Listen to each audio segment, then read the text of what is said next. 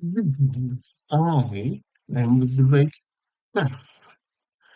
I am one of the scribes to the chief messenger assigned to the galaxy of Centauri.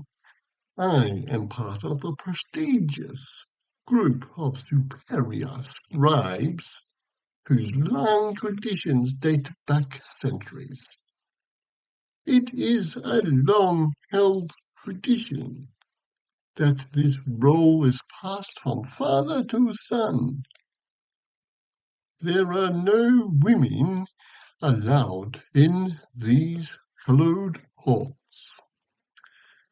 However, there is a growing movement to effect change of this.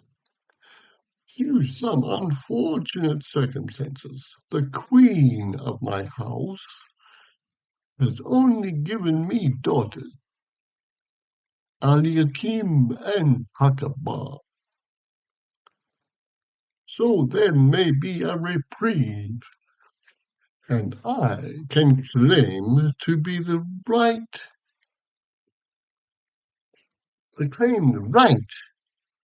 to be the father of the first female scribes. I am getting distracted.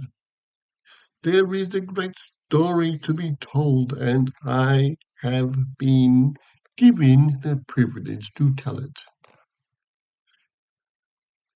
First, some history. It is said that millennia ago, an old planet named Earth was dying, and the people decided to send generation ships out into the Orion Spur in search of a new home. Somehow, they were sucked into a wormhole called Janus, eventually being spat out into the Centauri galaxy near the Zeph system. The problem was that there was an electromagnetic disturbance in the area, and the generation ship was damaged. One of the sections was severely damaged, and all of the life forms on board passed away. A second section had minor damage. It was forced to separate from the superstructure and crash landed into the Zeph system onto the planet of Taron. It was decided that the remaining sections set trajectories to the systems in galaxy that were already known.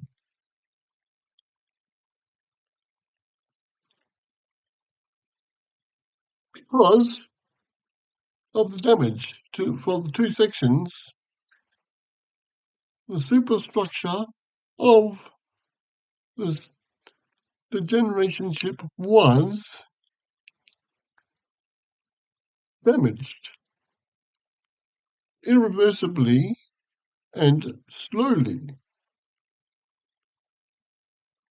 All sections,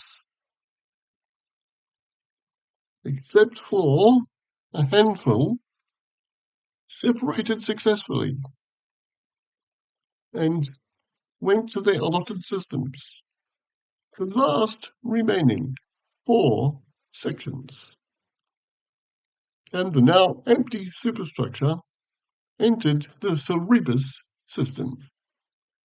The force of entering the system caused the superstructure to break up.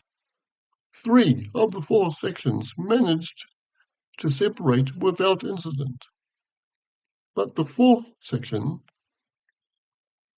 could not get away from the debris and crashed with it into the planet of Akarman. Miraculously, they suffered minimal loss of life, but all their equipment was destroyed. It was the same for most of the sections when they made landfall on the various systems across the galaxy. It can also be said that the 120,000 life forms in each section argued and fought with each other, eventually separating into groups and scattering across the surface of their new homes, establishing their own communities. However, some sections disappeared without trace, somewhere between the Nivea and the Honduras systems. The unstable Rupta Vaya wormhole was said to roam the space between the two systems, and it was thought that the missing sections had been sucked into it. We move a few hundred years, where each populated system develops to a significant stage without outside intervention. We are monitoring, of course, and ensure that the right amount of advancement and growth occur. However,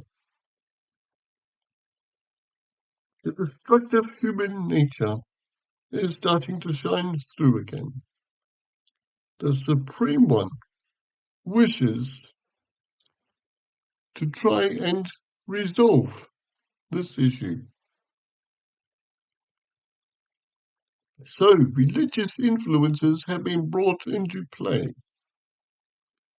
It worked in some systems, but not others. The Katura, or Chosen One, was brought into play to restore peace and balance. The scales were also lifted to increase knowledge so that there would be interaction between systems and populations across the galaxy. But soon the destructive forces of evil began to increase in momentum and overpowered the balance and peace, finally causing the destruction of the galaxy. However, those that remained faithful to the cause for peace and balance managed to escape through the wormhole and were safe for a time. It took a special, chosen one to finally defeat evil and restore peace and balance to the galaxy. This epic story has several parts.